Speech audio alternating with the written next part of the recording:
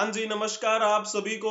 आप सभी का स्वागत है अपने इस YouTube चैनल एड्यूरोही पर। मैं आपका अपना विजय भारत आप सभी का स्वागत करता हूं। जैसे कि आपको पता है, हम डेली करंट अफेयर्स एनालिसिस किया करते हैं विद MCQs। इसी के साथ में हम एक सीरीज चलाया करते हैं आज का इतिहास, यानी कि आज के दिन इतिहास में क्या घटित हुआ था, वो सब बातें हम कवर करते हैं और फिर उससे संबंधित भी मल्टीपल चॉइस क्वेश्चन करते हैं हम। आपकी ये जो क्लास है वो सुबह 6 बजे प्रीमियर लगाई जाती है। इस कक्षा के मुख्यतः दो भाग आप मान के चल सकते हैं। पहले भाग में हम करंट अफेयर्स और उससे रिलेटेड मल्टीपल चॉइस क्वेश्चन करते हैं। दूसरे भाग में हम आज से ऐतिहासिक जो गतिविधियां हैं उनके बारे में बातें करते हैं और फिर उससे संबंधित मल्टीपल चॉइस क्वेश्चन करते हैं। तो आज 27 अप्रैल के दिन आप सभी का करंट अफेयर्स की इस सुप्रभात सीरीज में, आज के इतिहास की इस सुप्रभात सीरीज में भरपूर अभिनंदन है। तो चलिए जी, पहली न्यूज की तरफ हम चलते हैं। यूएनजीए के प्रेसिडेंट ने कहा, यानी कि यूएनजीए का मतलब क्या है? संयुक्त राष्ट्र महासभा, UNGA, United Nation General Assembly के अध्यक्ष ने कहा कि डिजिटल सार्वजनिक बुनियादी ढांचा सामाजिक परिवर्तन और प्रगति के बुनियादी चालक के रूप में उभर कर हमारे सामने आया है। ठीक है, तो यहाँ पर जब बात करते हैं वर्तमान में संयुक्त राष्ट्र महासभा के ये अध्यक्ष कौन है जिन्होंने ये बात बोली है, तो उनका नाम है डेनिस फ्रेंचिस। तो संयुक्त राष्ट्र महासभा के अध्यक्ष डेनिस फ्रेंचिस ने कहा है कि भारत का प्रक्षेप पथ जो है वो इस बात का उदाहरण है कि डिजिटल पब्लिक इंफ्रास्ट्रक्चर सामाजिक परिवर्तन और प्रगति का एक बुनियादी चालक है, और यदि समावेशी तरीके से इसे उपयोग किया जाए तो समान अवसरों की सुविधा मिलती है, इक्वल अपॉर्चुनिटीज की सुविधा मिल जाएगी। डिजिटल पब्लिक इंफ्रास्ट्रक्चर भारत में एक सार्वजनिक नीति साझेदारी के रूप में स्थापित किया गया, जो दुनिया भर के कई देशों, निगमों और स्टार्टअप के लिए एक बेंचमार्क बन गया है। ये सब बातें कही है यूएन जनरल असेंबली के प्रेसिडेंट डेनिस फ्रेंचिस ने। ठीक है, तो यहां पर जब बात करते हैं इनके और बारे में, इन्होंने क्या कहा? Just as physical infrastructure is essential for economic growth, जिस तरह आर्थिक विकास के लिए भौतिक बुनियादी ढांचा आवश्यक है, उसी प्रकार डिजिटल सार्वजनिक बुनियादी ढांचा सामाजिक परिवर्तन और प्रगति के बुनियादी चालक के रूप में उभर कर हमारे सामने आया है। सोशल ट्रांसफॉर्मेशन और प्रोग्रेस के लिए हमारे सामने ये उभर कर आया है। यदि इसे समावेशी तरीके से उपयोग किया जाता है तो हमारे जीवन के हर पहलू में ये समान अवसर प्रदान करता है, इक्वल अपॉर्चुनिटी प्रदान करता है। तो भारत का ये प्रक्षेप पथ इसका एग्जाम्पल है, इन्होंने ये कहा मिस्टर फ्रेंचिस ने। और आपको पता है कौन सा अधिवेशन हो रहा था? तो यूएनजीए, संयुक्त राष्ट्र महासभा का ये 78वां सम्मेलन हो रहा था। उसी 78वें सत्र के दौरान इन्होंने ये बातें कही। तो ठीक है ना, तो इस प्रकार इनसे संबंधित बातें आपको ध्यान में रखनी है। और इन्होंने क्या कहा 25 अप्रैल को कि संयुक्त राष्ट्र में भारत के स्थायी मिशन द्वारा इलेक्ट्रॉनिक्स और सूचना मंत्रालय के साथ मिलकर न्यूयॉर्क में citizen stack, digital public infrastructure, transformative technology for citizens इत्यादि विषयों पर संयुक्त राष्ट्र में पहले संबोधित ये कर रहे थे। तो ये कुछ मुद्दे थे जिन मुद्दों पर बातचीत हुई इस सम्मेलन में। और फिर क्या है, एक पॉइंट ये भी निकल कर आया कि हमारा जो भारत है वो ग्लोबल लीडर है। यूएन डेवलपमेंट प्रोग्राम एडमिनिस्ट्रेटर एकिम स्टिनर, उन्होंने ये बात नोट की कि इंडिया एक ग्लोबल लीडर बनकर उभरा है टेक्नोलॉजी के क्षेत्र में भी। He said we need to think of DPI, a term that during India's G20 presidency, आपको पता है G20 प्रेसिडेंसी हमारे पास थी प्राइम मिनिस्टर जो हैं वो मुख्य भूमिका निभा रहे थे इसमें। तो उन तो G20 की प्रेसिडेंसी में भारत ने क्या क्या किया, उन सब के बारे में बातें हुई। जो भी एक बेहतरीन यहाँ पर आउटपुट मिली, उन सब के बारे में उन्होंने बातचीत करते हुए भारत के बारे में ये कुछ ऐसी बातें कही कि भारत एक ग्लोबल लीडर बन के उभरा है और भविष्य में आने वाले समय में और भी ये डिजिटल सार्वजनिक बुनियादी ढांचा क्षेत्र में काम करेगा, जिससे सामाजिक परिवर्तन होगा और प्रगति में भी क्या है, एक आप कह सकते हैं इजाफा होगा। तो चलिए जी, अब जैसे बात कर रहे थे हम संयुक्त राष्ट्र महासभा की, तो आपको पता है यूएन के 6 अंग हैं। यूएन के 6 अंग हैं। 6 अंगों में से एक नाम आता है किसका, यूएनजीए का, यानी संयुक्त राष्ट्र महासभा का। बाकी 5 भाग और भी हैं। उससे पहले हम बात कर लेते हैं इस यूएन के बारे में। यूएन जो है ना, इस यूएन से संबंधित पॉइंट बताएंगे कि इस यूएन के संवैधानिक चार्टर में कितने अनुच्छेद हैं और कितने अध्याय हैं। तो जिन्होंने इसमें ऑप्शन टिक किया होगा बी ऑप्शन, उनका बिल्कुल ठीक रहेगा। यूएन, जिसे कभी कभार हम यूएनओ भी बोल देते हैं, यूनाइटेड नेशन ऑर्गेनाइजेशन, हिंदी में कहें तो क्या बोलेंगे, संयुक्त राष्ट्र, या फिर हम इसे बोलते हैं संयुक्त राष्ट्र संघ, है ना।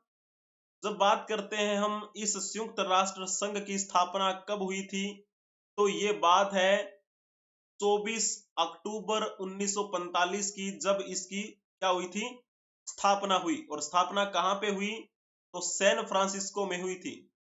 सैन फ्रांसिस्को कहां है, तो आप कहेंगे ये तो यूनाइटेड स्टेट ऑफ अमेरिका में पड़ता है।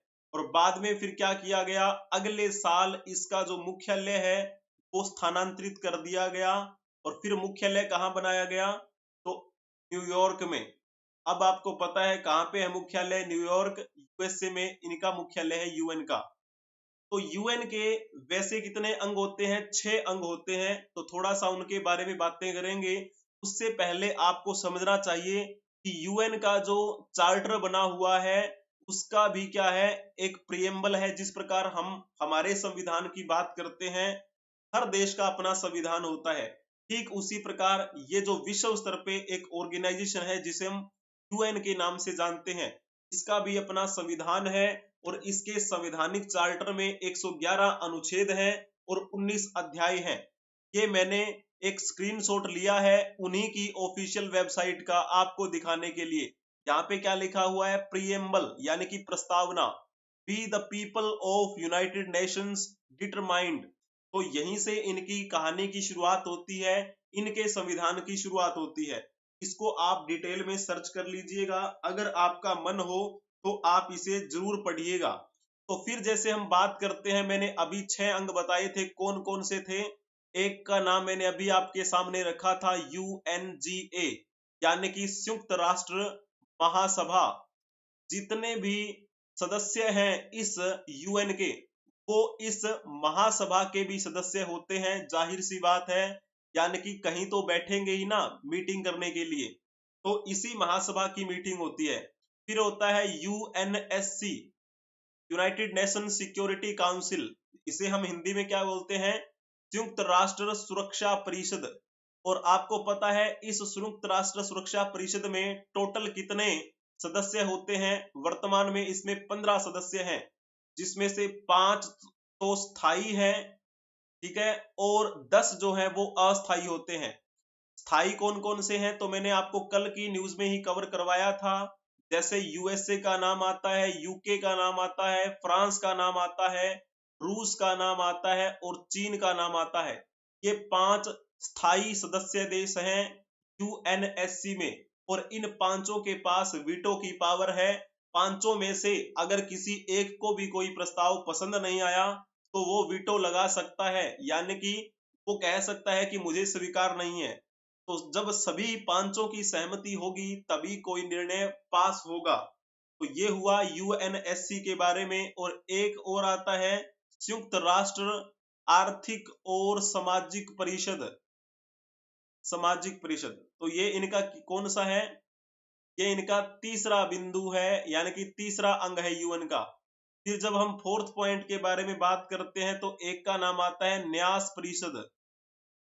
ये हुआ आपका कौन सा, फोर्थ। फिफ्थ की बात करते हैं तो अंतरराष्ट्रीय न्यायालय, यानी कि अगर अंतरराष्ट्रीय स्तर पर कोई भी देश दूसरे देश के साथ में एक, आप कह सकते हैं ना कि अन्याय करता है, तो अंतरराष्ट्रीय स्तर पर न्यायालय बनाया गया है ताकि न्याय दिलाया जा सके।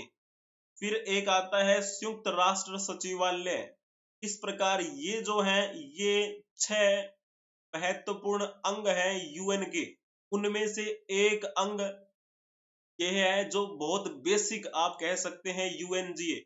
उसी के जो अध्यक्ष थे उन्होंने ही बातें कही थी अभी, जिनके बारे में हमने बातें कवर की। अब आप ये क्वेश्चन बता दीजिए, यूएन के बारे में तो आपको बखूबी पता होगा। इस यूएन में कितने देश हैं, तो आप कहेंगे इसमें 193 देश हैं टोटल। तो आपको ये बताना है कि जो सबसे बाद में जुड़ा है, यानी कि सबसे नवीनतम देश कौन सा है जिसने संयुक्त राष्ट्र में भागीदारी हासिल कर ली, यानी कि वो उसका सदस्य बन गया। तो जिन्होंने लिखा होगा ना दक्षिणी सूडान, उनका बिल्कुल ठीक रहेगा। ये दक्षिणी सूडान संयुक्त राष्ट्र का सदस्य 2011 में बना था, ठीक है ना। 193वां देश जो शामिल हुआ वो कौन सा है, तो आप कहेंगे दक्षिणी सूडान, ठीक है। तो इस प्रकार आपको ये बिंदु ध्यान में रखने हैं इनसे संबंधित। तो चलिए दी, बहुत ही बढ़िया बात है, अति उत्तम। अब हम चलते हैं नेक्स्ट न्यूज की तरफ, और इसमें क्या लिखा हुआ है, this Buddha Vihar in Karnataka is a place for piece and high learning. आपको पता है कर्नाटक में बुद्ध विहार बना हुआ है, तो उसी के बारे में ये न्यूज है कि वो बुद्ध विहार एक ऐसा स्थल है जहां पे हमें शांति मिलती है, जहां पे हमें सीखने को कुछ मिलेगा। क्योंकि इस बुद्ध विहार में बहुत ही जल्द पोस्ट ग्रेजुएशन कोर्स अवेलेबल होने वाला है, पाली भाषा में और संस्कृत भाषा में। अगर आपको बुद्धिज्म से रिलेटेड कोई भी लिटरेचर बड़े गहराई के साथ पढ़ना है, तो आपको पाली भाषा का ज्ञान होना चाहिए या फिर आपको संस्कृत भाषा का ज्ञान होना चाहिए। मुख्यतः आपको पाली भाषा का अगर ज्ञान है तो बुद्धिज्म से रिलेटेड बहुत सारे ग्रंथों को आप पढ़ सकते हैं। इसी पहल को ध्यान में रखते हुए ये जो बुद्ध विहार है अभी जल्द ही पोस्ट ग्रेजुएशन कोर्स लॉन्च करने वाला है पाली और संस्कृत लैंग्वेज में, ताकि जितने भी बुद्धिज्म से रिलेटेड लिटरेचर हैं उनको पढ़ा जा सके, ठीक है ना। तो जब हम बात करते हैं इस बुद्ध विहार के बारे में जो कि कर्नाटक में है, तो ये कहां पर है मूल रूप से, तो आप कहेंगे ये गुलबर्गा में पड़ता है, गुलबर्गा में। लेकिन ज्यादातर हम इसे क्या बोलते हैं, इसे कलबुर्गी के नाम से जानते हैं। तो ज्यादा आपको ये नहीं सोचना है कि कलबुर्गी अलग है और गुलबर्गा ये क्या है। तो गुलबर्गा में तो ये बुद्ध विहार बना हुआ है जिसे हम कलबुर्गी कह देते हैं।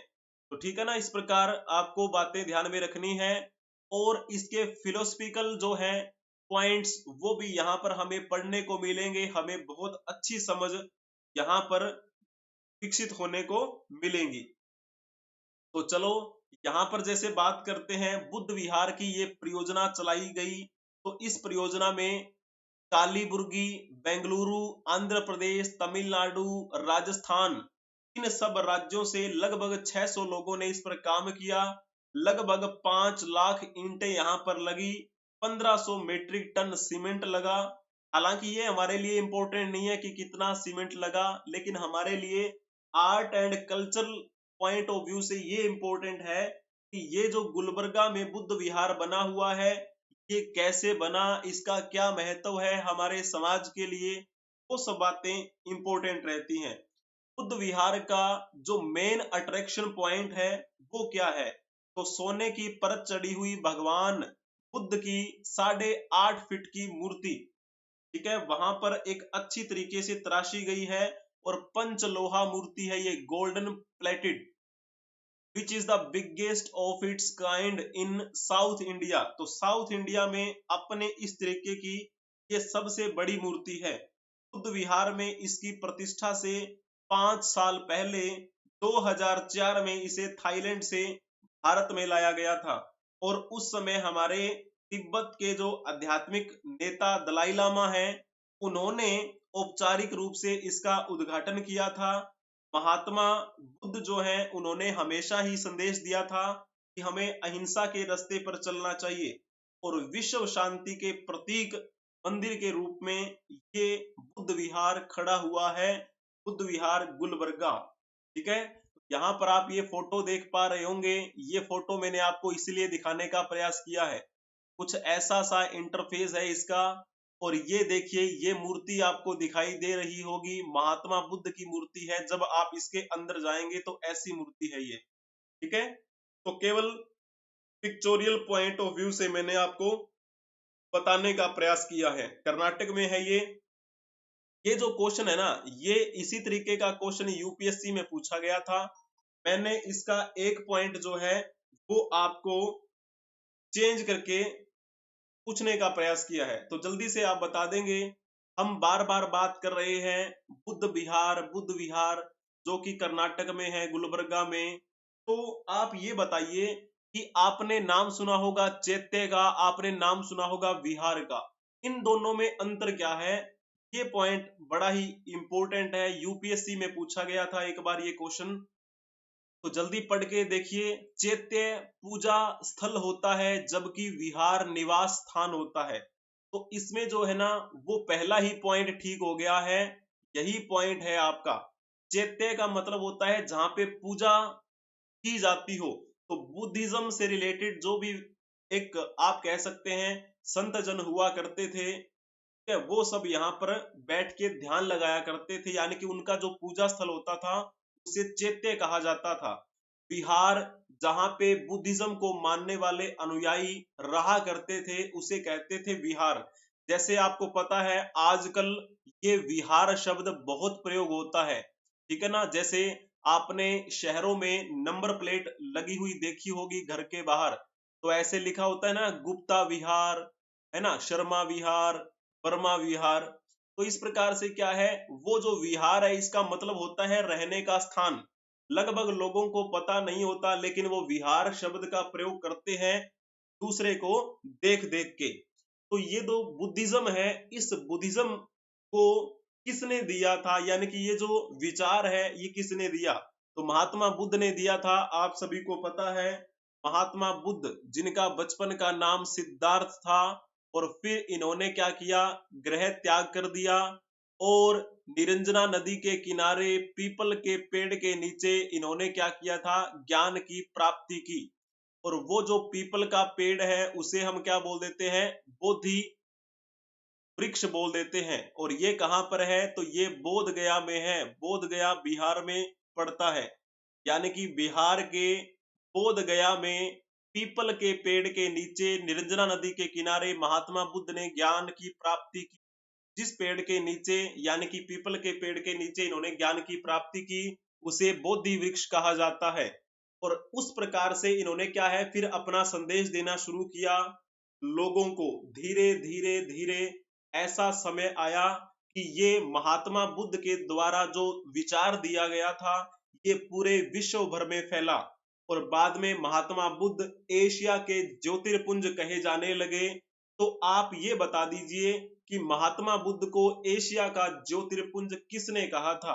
आपके सामने 4 ऑप्शन दिए गए हैं, इनमें से बताएंगे। जिन्होंने लिखा होगा ना ऑप्शन बी, उनका बिल्कुल ठीक रहेगा। सर एडविन अर्नोल्ड ने कहा था कि महात्मा बुद्ध एशिया के ज्योतिर्पुंज हैं। ये है अर्नोल्ड की फोटो, यहाँ पर आप देख पा रहे होंगे। अमेजन से मैंने ये फोटो उठाई है। और सर एडविन अर्नोल्ड ये एक लेखक थे, इन्होंने पुस्तक लिखी थी the light of Asia. Mahatma Buddha के बारे में इन्होंने ये पुस्तक लिखी। लगभग बात है ये 1893 की। The photograph is from the same year, उसी साल की फोटो है ये जिस साल इन्होंने ये पुस्तक लिखी थी। क्या लिखा इन्होंने?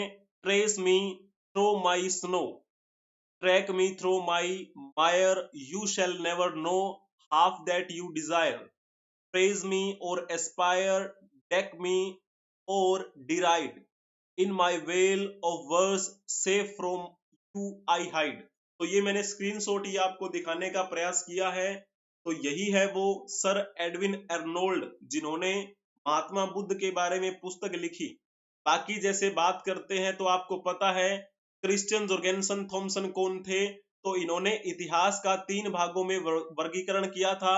पाषाण युग, ठीक है, कांस्य युग और दो युग। इन्होंने स्टडी कहाँ की थी? कोपेनहेगन संग्रहालय में। कोपेनहेगन कहाँ की राजधानी है? डेनमार्क की राजधानी है। तो डेनमार्क की राजधानी कोपेनहेगन में एक संग्रहालय बना हुआ है जिसका नाम है कोपेनहेगन संग्रहालय। तो इस कोपेनहेगन संग्रहालय में जो वस्तुएं पड़ी थी उन सब पर स्टडी करने के बाद इन्होंने इतिहास का 3 भागों में वर्गीकरण किया। स्टोन एज, ब्रॉन्ज एज और आयरन एज, ठीक है, वो है क्रिश्चियन जोर्गेनसन थॉमसन। डिटेल में कभी आपको बताएंगे, वैसे सर्च कर लेना यूट्यूब पे विजय भारत सर हिस्ट्री, तो भी आपको मेरी क्लासेस बड़ी बेहतरीन मिल जाएंगी। 6-6 घंटे की मैराथन यूट्यूब पे मेरी पड़ी हुई है। तो जॉन मार्शल के बारे में जब बात की जाती है तो ये आर्कियोलॉजिकल सर्वे ऑफ इंडिया के महानिदेशक थे। उस समय की बात है जब 1921 में दयाराम साहनी के नेतृत्व में हड़प्पा स्थल की खुदाई का काम शुरू हुआ था। ये उस समय की बात है जब 1922 में राखलदास बनर्जी के नेतृत्व में मोहनजोदाड़ो की खुदाई का काम शुरू हुआ था। उस समय John Marshall archaeological survey of India के महानिदेशक थे, ठीक है ना। हिंदी में कहें तो भारतीय पुरातत्व सर्वेक्षण, भारतीय पुरातत्व सर्वेक्षण के ये महानिदेशक रहे थे। जब हम बात करते हैं मैक्स मुलर के बारे में, मैक्स मुलर ने आर्यों के बारे में एक बात कही थी कि ये मध्य एशिया से आए थे। यानी कि आर्य मध्य एशिया का जो सिद्धांत था वो किसने दिया था? मैक्स मुलर ने दिया था, ठीक है। तो इस प्रकार आपको कुछ बिंदु जो हैं वो ध्यान में रखने हैं। बुद्धिज्म के बारे में बात हो रही है तो निम्नलिखित में से आप ये बताइए कि कौन सा संप्रदाय बौद्ध धर्म से संबंधित नहीं है। तो जल्दी से बताएं, जो बौद्ध धर्म से संबंधित नहीं है उनके बारे में आपको बताना है। हीनयान भी है, महायान भी है, थेरवाद भी है, श्वेतांबर नहीं है। जिन्होंने लिखा होगा ना श्वेतांबर, उनका बिल्कुल ठीक रहेगा, क्योंकि श्वेतांबर जो संप्रदाय है वो जैन धर्म से संबंधित है। जैन धर्म की जब बात करते हैं तो इसके 2 पंथ हमने देखे हैं। एक का नाम लिया जाता है श्वेतांबर, एक का नाम लिया जाता है दिगंबर। दिगंबर का मतलब क्या होता है? जैन धर्म के वो अनुयायी जो नग्न अवस्था में रहा करते थे, ठीक है।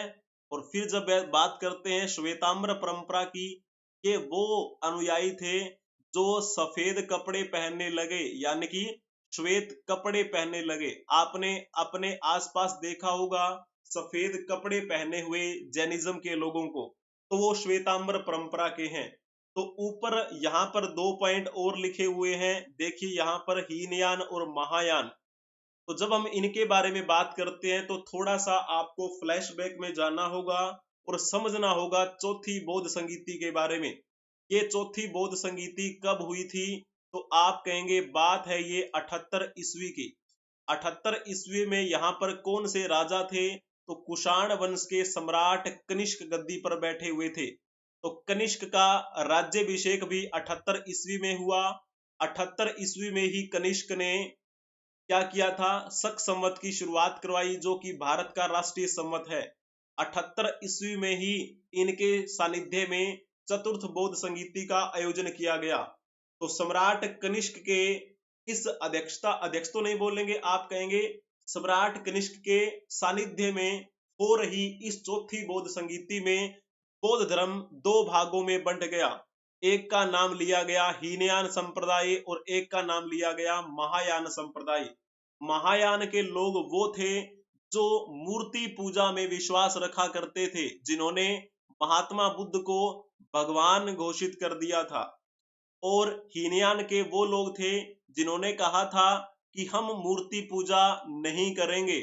और महात्मा बुद्ध जो है वो भगवान नहीं है, वो एक बेहतरीन दार्शनिक है, एक समाज सुधारक है। यानी कि जिन्होंने समाज सुधारक समझा महात्मा बुद्ध को और मूर्ति पूजा में विश्वास नहीं किया, उनकी बातों को अनुसरण करते हुए वो आगे बढ़े, तो वो कहलाए हीनयान परंपरा के बुद्धिज्म वाले लोग। और महायान के वो लोग थे जिन्होंने मूर्ति पूजा में विश्वास करना शुरू कर दिया। और फिर क्या है, ये आपको दो भाग जो दिखाई देते हैं, ये चौथी बौद्ध संगीति में दिखाई देते हैं। तो थोड़ा सा एक पॉइंट और ऐड कर लीजिए। यहाँ पर क्या है, इस चौथी बौद्ध संगीति में अध्यक्ष कौन बने थे, तो नाम आता है वसुमित्र का। वसुमित्र एक अच्छे लेखक भी थे। इन्होंने एक रचना लिखी थी महाविभास सूत्र। और इसी चौथी बौद्ध संगीति में उपाध्यक्ष कौन बने थे, तो नाम आता है अशव घोष का। अशव घोष भी बड़े अच्छे राइटर थे। इनके द्वारा दो रचनाएं बड़ी प्रसिद्ध हैं। एक का नाम लिया जाता है सूत्रालंकार, और एक रचना इनके द्वारा और भी लिखी गई थी, इसका नाम आता है बुद्ध चरितम। बुद्ध प्लस में चरितम है ना, संधि विच्छेद करके देखो, बुद्ध चरितम का महात्मा बुद्ध के चरित्र का वर्णन किया है। इसे बौद्धों की रामायण कहा जाता है। तो किसने लिखी थी ये, अशव घोष ने लिखी, जो कि चौथी बौद्ध संगीति में उपाध्यक्ष की भूमिका निभा रहे थे। तो ये पॉइंट आपका क्लियर हो गया है, बहुत ही बढ़िया। अब हम चलते हैं तीसरी न्यूज को कवर करने के लिए। तो Modi thanks Italian PM for invitation to G7 meeting in June. आपको पता है G7 की जब हम बात करते हैं, G7 एक ग्रुप है। इस G7 की मीटिंग होने वाली है जून महीने में, ठीक है। अप्रैल चल रहा है, मई और जून यानी कि दूसरे महीने में ये मीटिंग होगी। तो इस मीटिंग के लिए जो इटली की प्रधानमंत्री हैं, उन्होंने हमारे भारत के प्रधानमंत्री को निमंत्रण दिया था, और उसी निमंत्रण देने के जवाब में इन्होंने उनका धन्यवाद भेजा है। और इस कॉल से ये अटकलें लगाई जा रही हैं कि अगर प्रधानमंत्री मोदी सत्ता में आते हैं, यानी कि वो री इलेक्टेड होते हैं, तो वो वहां पर जा सकते हैं। अगर सत्ता में परिवर्तन होता है तो फिर हमारे जो प्रधानमंत्री दूसरे होंगे, जो भी बनेंगे, हो जाएंगे। तो अभी तो क्या है, ये समय पे हम छोड़ देते हैं और आप पे डिपेंड करता है। तो वोट कर दीजिए, वोट चल रहे हैं। तो जो भी है, आपको सभी बिंदुओं को ध्यान में रखते हुए वोटिंग करनी है, ठीक है ना। चलो जी, prime minister Narendra Modi spoke on Thursday to Italian prime minister Giorgia Meloni thanking her for an invitation to G7 meeting in June. ठीक है, तो इस प्रकार से इन्होंने धन्यवाद किया है। और ऐसे अनुमान है कि अगर ये री इलेक्टेड होते हैं तो वहां का जो एक निमंत्रण है वो जरूर स्वीकार करेंगे, वहां पर जरूर जाएंगे।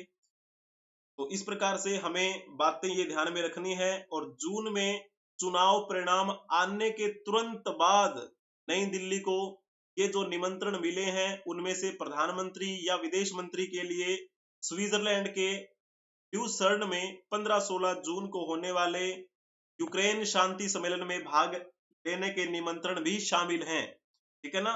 जहां G7 नेता की बात करते हैं, तो वहां पर भी क्या है, ये पॉइंट हमें देखने को मिलेगा कि किस प्रकार की यात्राएं आगे भविष्य में होने वाली हैं। अभी तो चलो इलेक्शन हो रहे हैं।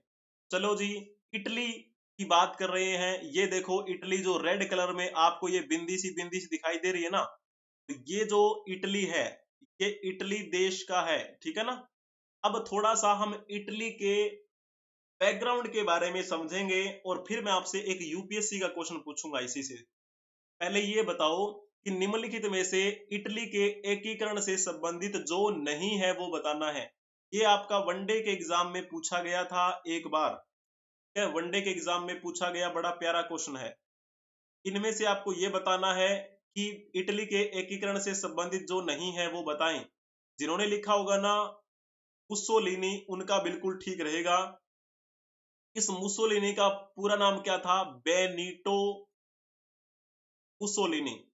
ये बेनिटो मुसोलिनी एक इटली का राजनेता था, और कहा जाता है कि ये 1922 में इटली का प्रधानमंत्री बना, ठीक है, इटली का पीएम मुसोलिनी। ये एकीकरण से संबंधित नहीं है, इसका कुछ भी लेना देना नहीं है इटली के एकीकरण से। बाकी जो 3 पॉइंट बच गए हैं वो तीनों के तीनों क्या है, इटली के एकीकरण से ही संबंधित हैं।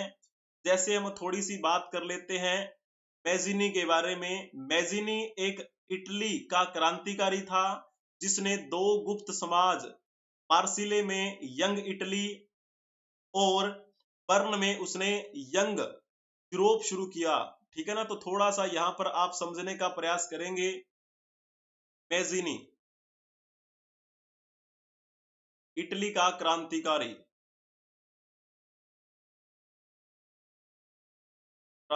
नेता क्या किया था, 2 गुप्त समाज की शुरुआत की। कौन कौन से, तो एक का नाम आता है यंग इटली, ठीक है, और एक का नाम आता है यंग यूरोप। ये जो गुप्त संस्थाएं चली थी, किसकी शुरुआत थी ये, आप कहेंगे मैजिनी की शुरुआत थी। और यंग इटली का जो आप कह सकते हैं गठन कहां पे किया गया था, मार्सिले में। और जो यंग यूरोप की बात करते हैं तो इसकी शुरुआत कहां पे की गई थी, बर्न में। इस प्रकार आपको इनके संबंधित बातें ध्यान में रखनी है। ये तो बात हुई मैजिनी के बारे में। और एक नाम उसमें और लिखा हुआ था गैरीबाल्डी।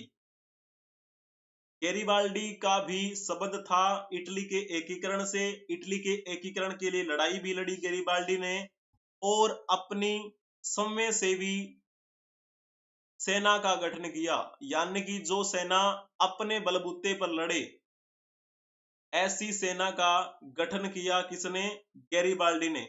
और फिर उत्तरी और दक्षिणी इटली को एकजुट करने में मदद की। दक्षिणी इटली प्लस में उत्तरी इटली, तो इसका एकीकरण किया।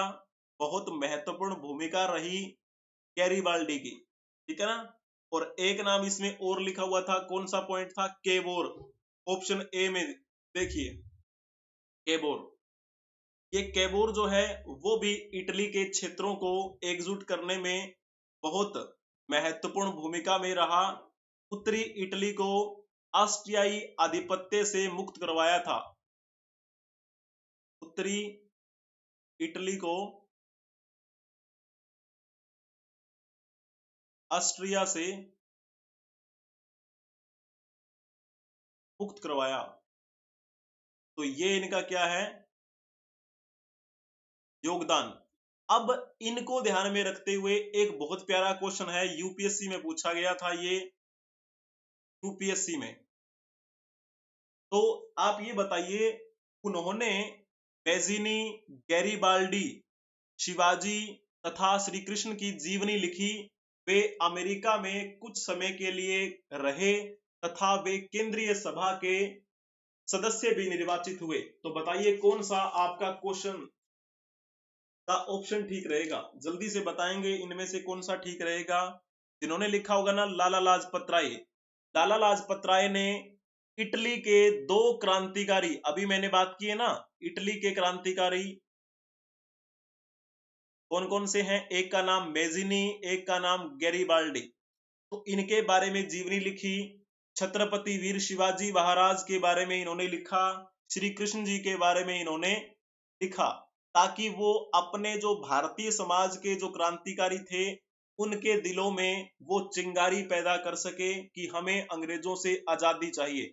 आपको पता है लाला लाजपत राय तो गर्म दल के नेता थे, इनका स्वभाव बड़ा गर्म था। इनके साथी और हुआ करते थे, बाल गंगाधर तिलक, विपिन चंद्र पाल।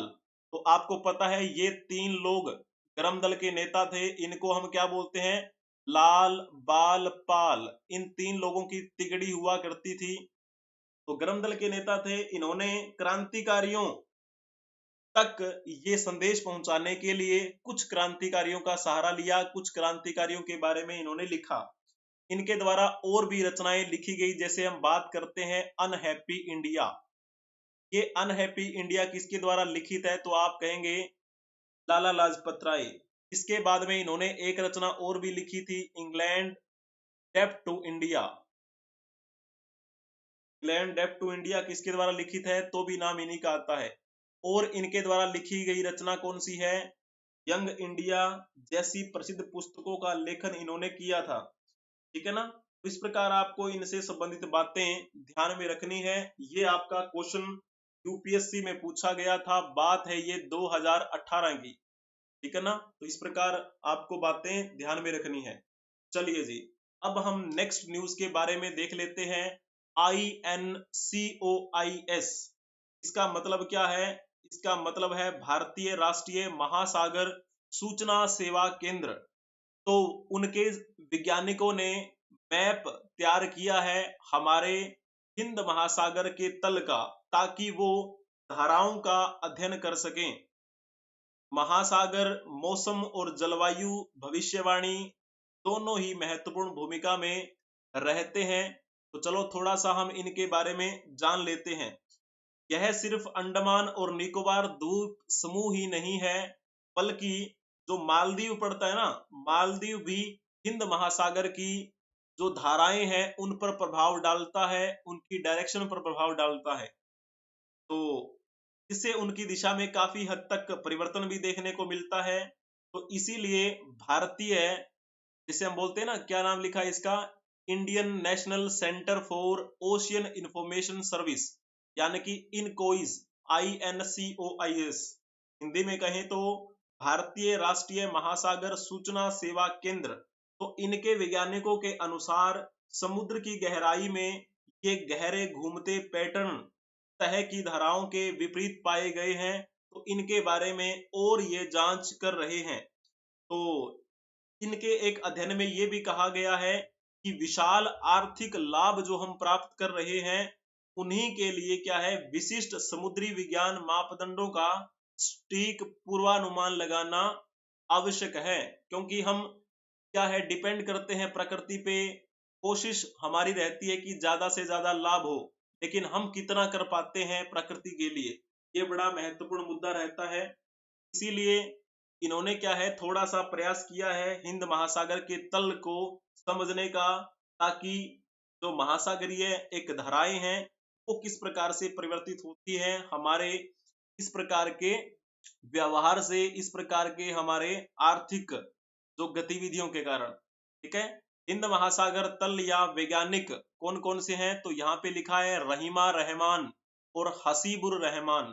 तो ये दो वैज्ञानिक हैं, इन्होंने हालिया में अध्ययन किया। इनके अध्ययन से पता चला है, पहले अध्ययन और उपयोग किए गए महासागर मॉडलिंग सिस्टम ने भारत के आसपास देखी गई तटीय धाराओं को कम करके आंका था। The bathymetry study showed that there is a significant improvement in upper ocean salinity, temperature and currents, particularly near the coast. तो ऊपरी धाराओं की लवणता, तापमान और धाराओं में विशेषकर तट के पास महत्वपूर्ण सुधार हुआ है। अधिक यथार्थवादी ईस्ट इंडिया कोस्टल करंट प्रवाह का अनुमान 1000 मीटर और 2000 मीटर की गहराई पर लगाया गया, जो कि इस तरह के विपरीत है। तो हम बात कर रहे हैं इस इनकोइस के बारे में, यानी कि Indian national centre for ocean information service. तो अब आप इनके बारे में ये बताइए, इनका जो मुख्यालय है वो कहाँ बना हुआ है, जल्दी से बता देंगे आप। जिन्होंने इसमें लिखा होगा ना हैदराबाद तेलंगाना, उनका बिल्कुल ठीक रहेगा। भारतीय राष्ट्रीय महासागर सूचना सेवा केंद्र हैदराबाद में है। और जब बात करते हैं इसकी स्थापना की, तो इसकी स्थापना कब की गई थी, 1999 में स्थापित किया गया इसे हैदराबाद में। यह निरंतर महासागरों के माध्यम से समाज, उद्योग, सरकारी एजेंसियों और वैज्ञानिक समुदाय को सर्वोत्तम संभव महासागरीय संबंधी जानकारी और सलाहें सेवाएं प्रदान कर रहा है। ठीक है। इस प्रकार आपको इनसे संबंधित बातें ध्यान में रखनी है। समुद्री संसाधनों की खोज और दोहन की दिशा में प्रौद्योगिकी के विकास के लिए जो जिम्मेदारी मानी जाती है ना। चलो हमें इन सब के बारे में ध्यान में रखना है। जो भी समुद्री संसाधन है उनका हम प्रयोग बेशक करें, लेकिन विकास जो हम कर रहे हैं वो कैसा होना चाहिए? सतत विकास होना चाहिए, यानी कि हमारा विकास ऐसा हो जिससे पर्यावरण को नुकसान ना पहुंचे। पर्यावरण में जितने भी स्पीशीज की बात करें या फिर जो फ्लोरा फौना की बात करें, उन्हें नुकसान नहीं होना चाहिए। हम बेशक कितने ही लाभ कमाएं, है ना। चलो जी, बहुत ही बढ़िया है। आपको इस कक्षा की पीडीएफ टेलीग्राम लिंक पे मिल जाएगी। आपको सर्च करना है edurohi24। इसी के साथ में एक आपको प्यारा सा क्वेश्चन भी वहां पर मिलेगा।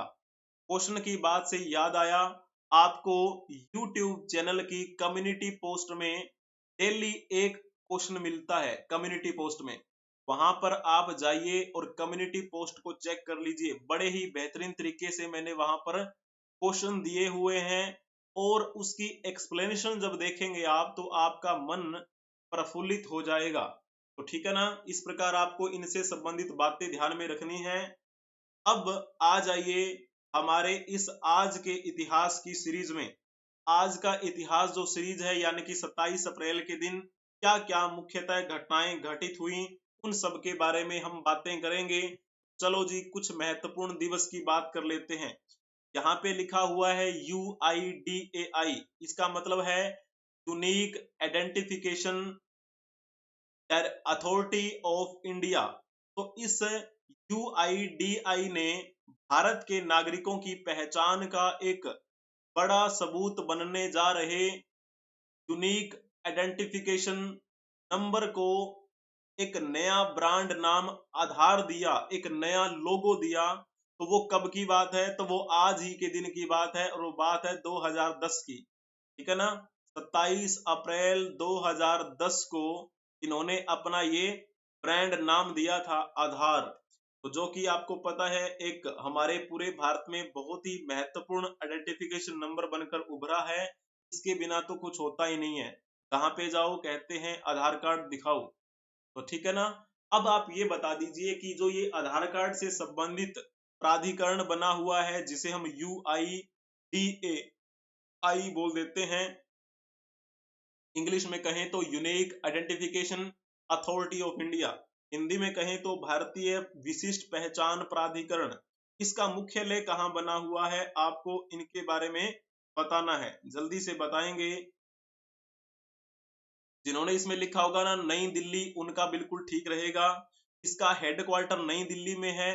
लगभग इनके इसके अलावा 8 क्षेत्रीय कार्यालय भी हैं। ये तो इनका हेडक्वार्टर हो गया नई दिल्ली में। इसके अलावा 8 इनके क्या हैं, क्षेत्रीय कार्यालय भी बने हुए हैं, और 2 इनके डेटा सेंटर भी हैं बने हुए, जहां पे डाटा सेव रखा जाता है। 2 डाटा सेंटर कौन कौन से हैं? एक का नाम तो आता है जगह का बेंगलुरु। बेंगलुरु कहां पर है? कर्नाटक में, कर्नाटक। और जब हम स्पेसिफिक जगह की बात करते हैं तो वहां पे जगह कौन सी है? तो हेब्बल नाम की जगह है, वहां पर है ये डाटा सेंटर बना हुआ। दूसरे डाटा सेंटर की बात की जाए तो ये कहां पर पड़ता है? तो आप कहेंगे ये गुरुग्राम में है, और गुरुग्राम तो आपका हरियाणा में है। तो गुरुग्राम के भी अगर स्पेसिफिक एरिया की बात की जाए तो ये कहां पड़ेगा? मानेसर में पड़ेगा। तो 2 डाटा सेंटर बने हुए हैं, हेब्बल बेंगलुरु कर्नाटक में, मानेसर गुरुग्राम हरियाणा में। तो इस प्रकार से आपको इनसे संबंधित बातें ध्यान में रखनी है। चलो जी, बहुत ही बढ़िया। प्राधिकरण में जो अध्यक्ष होते हैं, ठीक है ना, एक तो अंशकालिक अध्यक्ष होते हैं, 2 अंशकालिक सदस्य भी होते हैं। इस प्रकार आप इनकी ऑफिशियल वेबसाइट को जब चेक करेंगे तो ऐसा इंटरफेस आपको दिखाई देगा। Unique identification authority of India, क्या लिखा हुआ है? Please update your Aadhaar for continued accuracy of demographic information. तो डेमोग्राफिक इंफॉर्मेशन के लिए आप अपना आधार कार्ड जो है वो अपडेट करवा लीजिएगा, ठीक है, ताकि आपको किसी प्रकार की कोई भी समस्या ना हो। आपको पता है ना, हर चीजें आजकल आधार कार्ड से जोड़ दी गई हैं। तो ये आप फ्री डॉक्यूमेंट अपलोड कर सकते हैं। नीचे लिखा हुआ है अप टू जून 2024, यानी कि अभी अप्रैल चल रहा है, अप्रैल मई और जून तक का आपके पास समय है। जल्दी से आपको इसमें ये सुधार कर लेना है। चलो जी, बहुत ही बढ़िया बात है।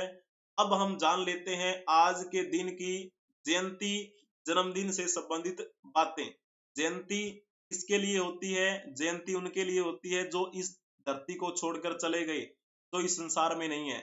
जन्मदिन हम उनका मनाते हैं जो जिंदा होते हैं, ठीक है ना। तो इस प्रकार जयंती अब हम देख लेते हैं। ये जो फोटो आप देख पा रहे होंगे, ये फोटो में जो दिख रहे हैं वो है मणि भाई देसाई।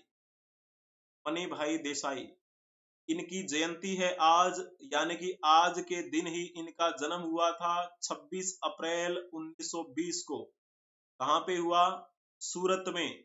सूरत कहाँ है? गुजरात में। इनके नाम से ही आपको पता लग रहा होगा, मणि भाई देसाई, है ना। तो इनकी मृत्यु कब हुई थी? 1993 में इनकी मृत्यु हुई थी। और इनकी कर्म भूमि हमारा प्यारा भारत ही रहा।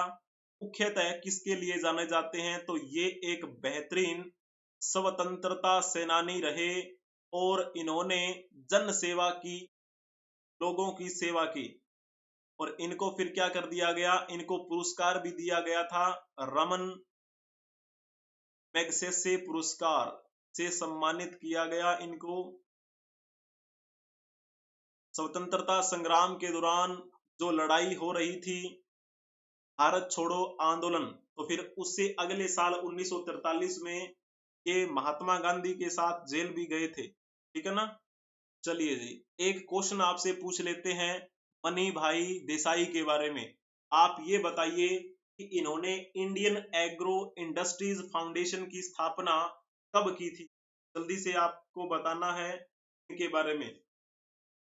जिन्होंने लिखा होगा ना बी ऑप्शन, उनका बिल्कुल ठीक रहेगा। इंडियन एग्रो इंडस्ट्रीज फाउंडेशन की शुरुआत मणि भाई देसाई द्वारा 1967 में की गई, जिसमें गोरक्षण के बापू के सिद्धांत को इन्होंने कार्य रूप दिया था। मणि भाई देसाई ने 1950 में मरी हुई गायों की शल्य परीक्षा करके खुद बर्बर पशु चिकित्सक प्रशिक्षित किया था। ऐसा कहा जाता है कि मणि भाई देसाई ने कृत्रिम गर्भाधान से डेनमार्क और ब्रिटेन की नस्ल की गायें जैसे पशुओं की नई नस्ल तैयार की थी, जो ज्यादा दूध देने में समर्थ थी। तो ऐसे महान व्यक्ति थे ये मणि भाई देसाई, तो ठीक है ना। इन्होंने एक ऐसी नस्ल तैयार की जो ज्यादा दूध दे सकते थे। इस तरह पशुओं को खुर तथा मुंह की बीमारियों से बचाने के लिए भी इन्होंने वैक्सीन बनाया, ठीक है, ताकि उनको बीमारियों से दूर रखा जा सके। इसीलिए तो इन्होंने भारतीय एग्रो इंडस्ट्रीज फाउंडेशन के स्थापना की थी, ताकि हम गांवों गांव में पहुंच सकें, गांवों में व्यवस्था की जा सके, आधुनिकता के जरिए आर्थिक विकास भी संभव हो चुके, ठीक है ना। तो इसका विस्तार उन्होंने पूरे भारत में किया। फिर इनकी एक पुस्तक भी आई थी, इसका नाम आता है BAIF। तो BAIF की एक पत्रिका में इनका लेख हमें पढ़ने को मिलता है, लगभग बात है वो 1982 में इन्होंने लिखा था कि हमने कभी गांव के लोगों को दयनीय या शोचनीय प्राणी नहीं माना। भारत के गांव के लोग मनुष्यों के बीच सबसे मजबूत और सुंदर उदाहरण हैं, ऐसा कहा था मणि भाई देसाई ने। तो फिर इनकी मृत्यु हो गई थी 1993 में। चलो जी, हम इनको श्रद्धांजलि अर्पित करते हैं। अब हम चलते हैं नेक्स्ट, यहाँ पर आप देख पा रहे होंगे ये है हर्बर्ट स्पेंसर। हर्बर्ट स्पेंसर, इनकी भी क्या है, आज जयंती है। इनका जन्म आज ही के दिन 27 अप्रैल 1820 को हुआ था डर्बी में। और ये डर्बी कहां पर पड़ता है? आप कहेंगे इंग्लैंड में पड़ता है। और इंग्लैंड किसका हिस्सा है? यूके, ठीक है ना। और फिर इनकी मृत्यु कब हुई थी? 8 दिसंबर 1903 में मृत्यु हुई थी इनकी, यूके में ही। इनकी कर्म भूमि यानी कि इनका क्षेत्र कौन सा रहा था? पाश्चात्य दर्शन। पाश्चात्य दर्शन को इन्होंने बेहतरीन तरीके से लोगों के सामने प्रस्तुत किया। एक बहुश्रुत व्यक्ति के रूप में इन्होंने विषयों की एक व्यापक श्रेणी में अपना योगदान दिया। जैसे हम बात कर लेते हैं नीति शास्त्र के बारे में, जैसे हम बात कर लेते हैं धर्म के बारे में, मानविकी के बारे में, अर्थशास्त्र के बारे में और राजनीतिक सिद्धांतों के बारे में,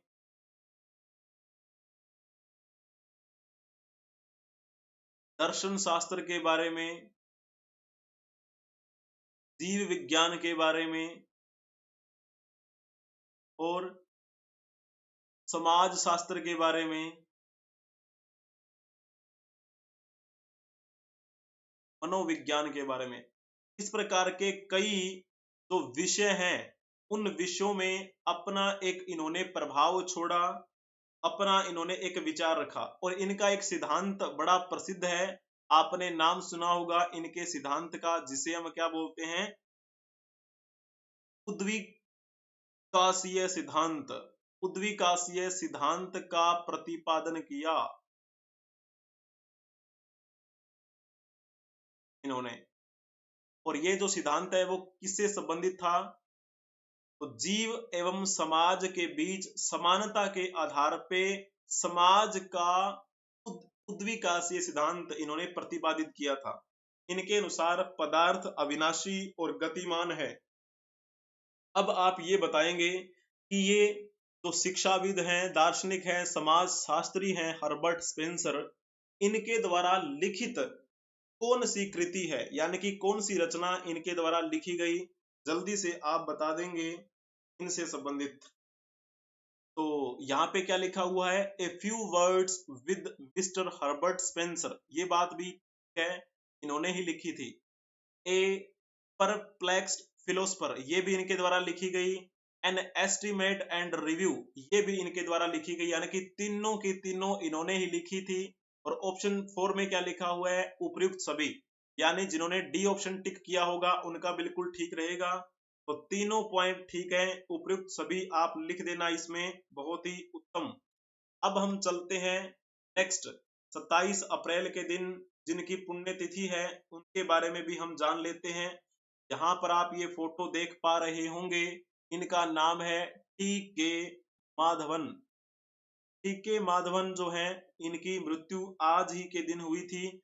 पहले हम बात कर लेते हैं इनके जन्म की। 2 सितंबर 1885 को इनका जन्म हुआ था केरल में। और केरल में इन्होंने क्या किया, एक समाज सुधारक के रूप में काम किया, बड़े प्रसिद्ध भी हुए थे। और फिर 27 अप्रैल 1930 को ये इस संसार को छोड़कर चले गए। इन्होंने जो अपने समाज में फैली हुई कुरीतियां थी, उन कुरीतियों के खिलाफ आंदोलन भी किए, है ना। तो जैसे हम बात करते हैं, इन्होंने मलयालम भाषा को, अंग्रेजी भाषा को, संस्कृत भाषा को आगे लाने के लिए प्रयास भी किया। इनको लगभग हर बातें जो हैं, हर भाषाई ज्ञान इनको था।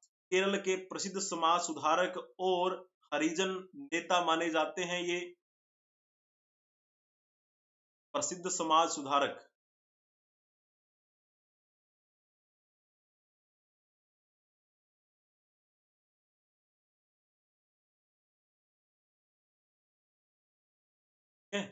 अब मैं इनसे संबंधित एक क्वेश्चन आपसे पूछता हूं। आपने नाम सुना होगा ना, वायकोम, वायकोम सत्याग्रह, वायकोम सत्याग्रह आंदोलन। इसी वायकोम सत्याग्रह आंदोलन से ये बड़े प्रसिद्ध हुए थे अपने क्षेत्र में। तो इसी वायकोम सत्याग्रह आंदोलन के बारे में एक पॉइंट बताएंगे आप कि ये आंदोलन किस वर्ष प्रारंभ हुआ था, जल्दी से आप बताएंगे, जल्दी बताएंगे। जिन्होंने लिखा होगा ना 1924, उनका बिल्कुल ठीक रहेगा। ये जो आंदोलन है ये 1924 में शुरू हुआ, 1925 तक चला।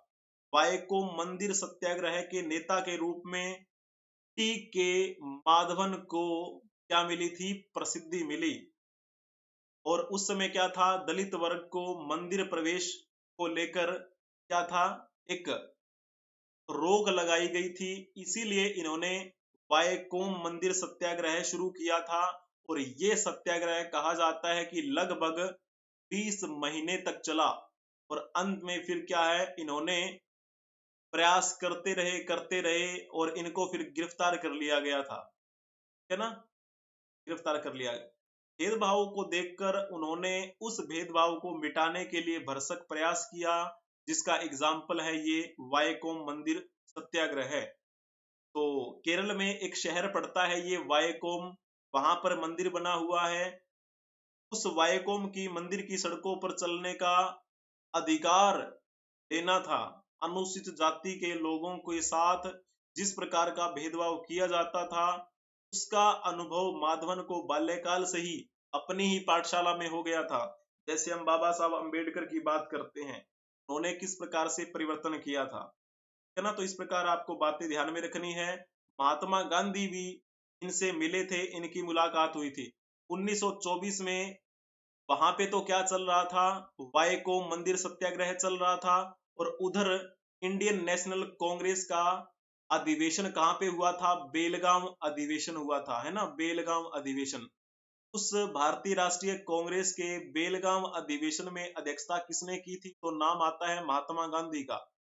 और फिर क्या है, महात्मा गांधी को इनके बारे में पता चला, महात्मा गांधी तक वो खबर पहुंची, तो ये मुद्दा भी जो भारतीय राष्ट्रीय कांग्रेस के एजेंडे में शामिल हो गया। फिर अगले साल मार्च 1925 में महात्मा गांधी पहुंचे थे वायकोम, यानी कि वो जो केरल में शहर पड़ता है वायकोम पहुंचे, जहां पर ये आंदोलन शुरू हो रखा था। ठीक है, फिर वे माधवन के साथ में ठहरे, और फिर जो सफलता मिली इस सत्याग्रह की, तो ये सफलता भी मनाई गई इनके द्वारा। और प्रभावशाली एक वक्ता तो थे ही, इसके साथ पत्रकारिता के क्षेत्र में भी इन्होंने महत्वपूर्ण कार्य किया था, और 2 पत्रों का संपादन भी किया था। कई इन्होंने रचनाएं भी लिखी थी टी.के. माधवन ने।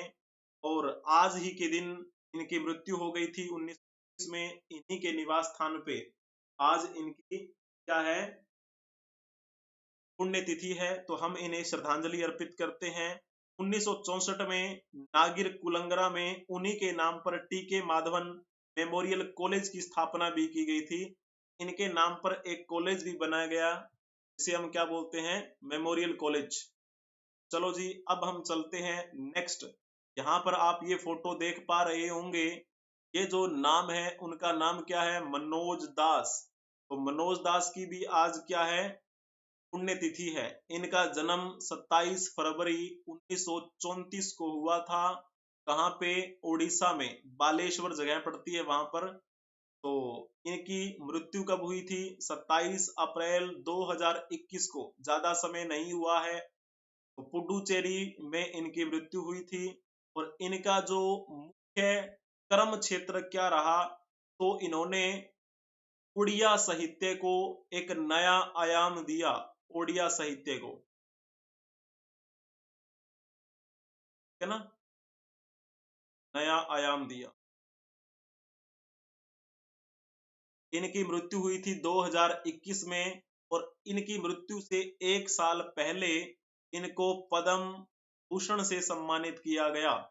पद्म भूषण जो है वो हमारे भारत के सर्वोच्च नागरिकों के सम्मान में तीसरे नंबर का सम्मान है, और पद्म श्री से सम्मानित इनको बहुत पहले कर दिया गया था। ये चौथे नंबर का नागरिक सम्मान है, जिससे इनको 2001 में सम्मानित किया गया था।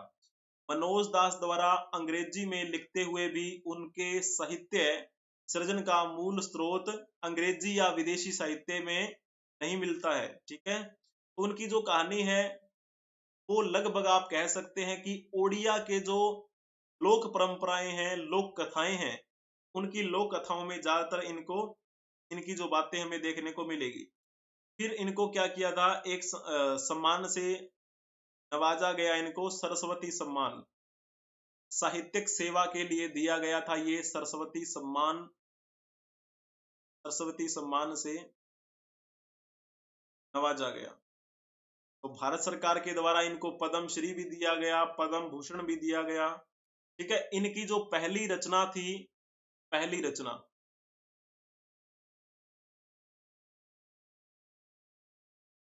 नाम आता है उसका, पहली रचना एक कहानी थी, उनकी कहानी का नाम क्या था, समुद्र अक्षुधा। समुद्र क्षुधा, ये जो है ना, ये 1947 में प्रकाशित हुई थी। तो आप ये अंदाजा लगा सकते हैं, उस समय तो हमारा भारत आजाद ही नहीं हुआ था। उस समय ये लिखा करते थे, और जिस वर्ष हमें आजादी मिली उस समय इनका एक लेख प्रकाशित हुआ था। तो शुरू शुरू के दिनों में उन्होंने कविता, भ्रमण कहानियां, रम्य रचनाएं लिखी। फिर इन्होंने क्या किया, साहित्य साधना को अपना एक पॉइंट बनाया कि वो साहित्य लिखेंगे। फिर कहानीकार के रूप में वो प्रसिद्ध हुए। 1971 में उनकी एक कथा प्रसिद्ध हुई थी, जैसे हम बात करते हैं मनोज दांसक कथा, है ना। ये 1971 की बात है जब ये प्रकाशित हुई। इस प्रकार इन्होंने ओडिशा के क्षेत्र में क्या है, ओडिशा साहित्य के क्षेत्र में बहुत महत्वपूर्ण कार्य किया। वेद, उपनिषद और इस प्रकार के इन्होंने क्या है, बहुत सारी जो ग्रंथ है वो पढ़े थे। इनको ओडिशा साहित्य अकादमी पुरस्कार से सम्मानित किया गया। क्योंकि इसमें क्या है, मेरे स्टूडेंट ओडिशा से भी हैं, इसलिए मैं थोड़ा सा ज्यादा बता रहा हूं। ओडिशा साहित्य अकादमी से पुरस्कार से सम्मानित किया गया।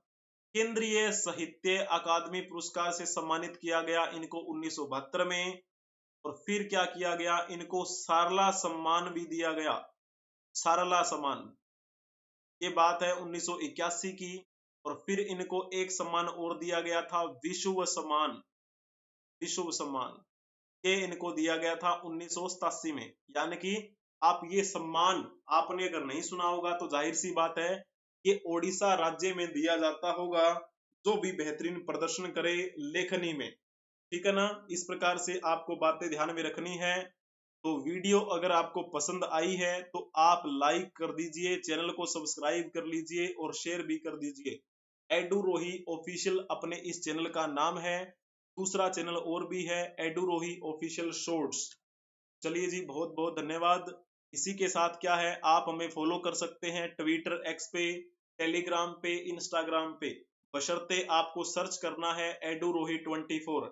किसी भी परीक्षा की तैयारी से संबंधित जानकारी के लिए आप व्हाट्सएप पर संपर्क कर सकते हैं 8307730527। ठीक है। तो जितनी भी क्लासेस आपकी हुई हैं सभी की पीडीएफ आपको प्रोवाइड करवा दी गई हैं टेलीग्राम चैनल पे। एडू रोही 24 आपको सर्च करना है। आज की ये पीडीएफ भी आपको प्रोवाइड करवा दी जाएगी। इसके साथ आपको एक क्वेश्चन भी वहां पर दिया जाएगा। इसके साथ में एक बात और बताते हैं आपको, जब आप YouTube चैनल को क्लिक करेंगे तब वहां पर कम्युनिटी नाम का एक ऑप्शन होता है। कम्युनिटी पर जब क्लिक करेंगे तो वहां पर आपको बेहतरीन से बेहतरीन क्वेश्चन मिलेंगे और साथ में एक्सप्लेनेशन भी मिलेगी। ठीक है ना। तो विद एक्सप्लेनेशन आपको क्वेश्चन मिलेंगे, आप कहेंगे जी हाँ, आनंद आ गया। ठीक है। बहुत बढ़िया, धन्यवाद बने रहने के लिए। आप हंसते रहें, मुस्कुराते रहें और फॉलो कर लीजिए हर सोशल मीडिया प्लेटफॉर्म पे, जहां पे आप सर्च करेंगे EDUROHI। ठीक है जी। धन्यवाद आप सभी का। हंसते रहें, मुस्कुराते रहें। जय हिंद, जय भारत, वंदे मातरम।